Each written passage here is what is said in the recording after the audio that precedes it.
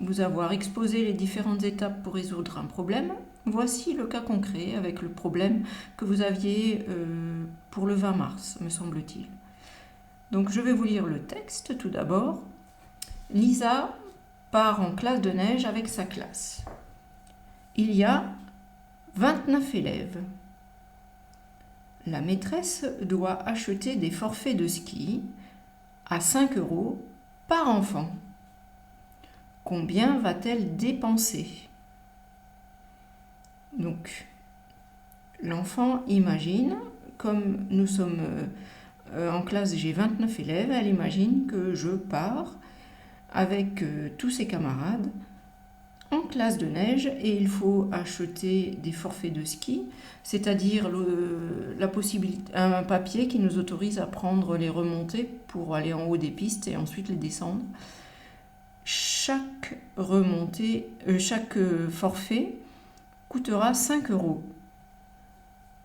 Pour chaque enfant, on payera 5 €. Et on souhaite savoir combien d'euros va dépenser la maîtresse. Donc, comme je vous l'ai dit dans les différentes étapes, nous allons souligner la question en bleu.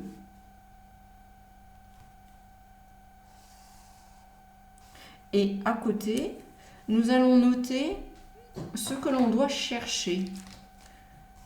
Donc, combien va-t-elle dépenser? Nous allons devoir chercher l'argent qu'elle va dépenser. Donc, la réponse, nous allons la donner en euros. Nous allons chercher des euros. Ensuite, nous allons nous intéresser au texte et entourer en rouge les informations importantes. Donc, nous apprenons qu'il y a 29 élèves dans la classe.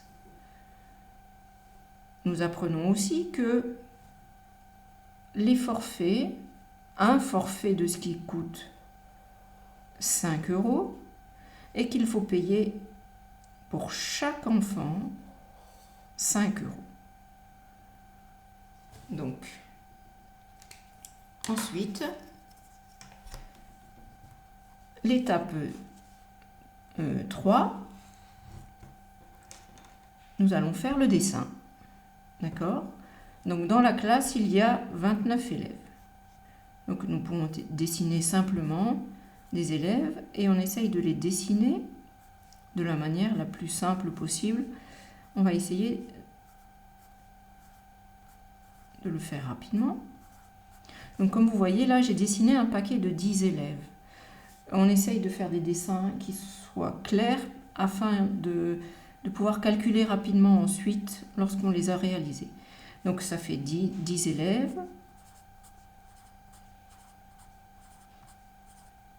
Et là,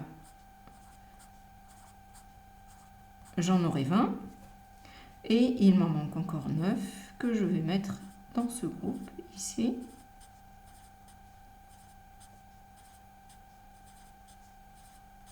Voilà. Donc, nous avons notre classe de 29 élèves. Ensuite, nous savons que chaque enfant va payer, la maîtresse va payer pour chaque enfant 5 €. Donc, elle va payer 5 € pour ce premier, 5 € pour le deuxième, et ainsi de suite.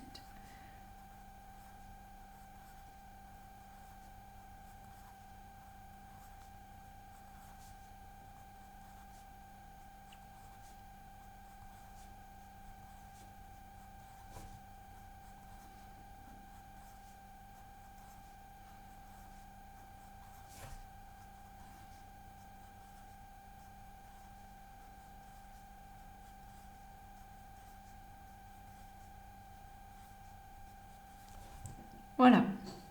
Donc, une fois que ce schéma est terminé, nous voyons que les élèves, je les ai regroupés par 2 comme ceci, et on peut voir que 5 plus 5, ça fait 10 €, et ainsi de suite.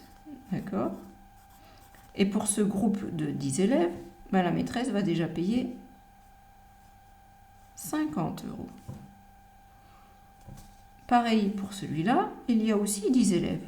Donc la maîtresse va aussi payer 50 euros. Et pour celui-là, eh ben, elle paye 10 euros pour ces deux, 10 euros pour ces deux, 10 euros pour ces deux-là, 10 euros pour ces deux-ci, et puis il y en a un qui est tout seul, donc on payera 5 euros. Et ici, elle payera 45 euros. Donc, pour savoir la somme globale, nous allons additionner ces trois nombres.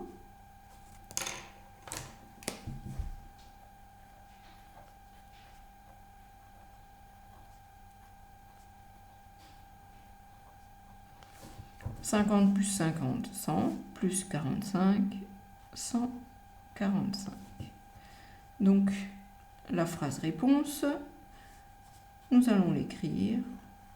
Elle va dépenser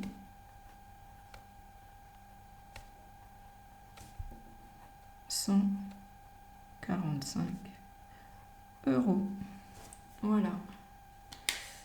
Je tâcherai de faire la correction d'un autre problème, ainsi qui est différent de celui-ci. Comme ça, vous aurez deux exemples pour vous en inspirer, pour essayer de leur expliquer pour le mieux. Voilà, bon après-midi ou bonne journée. Au revoir.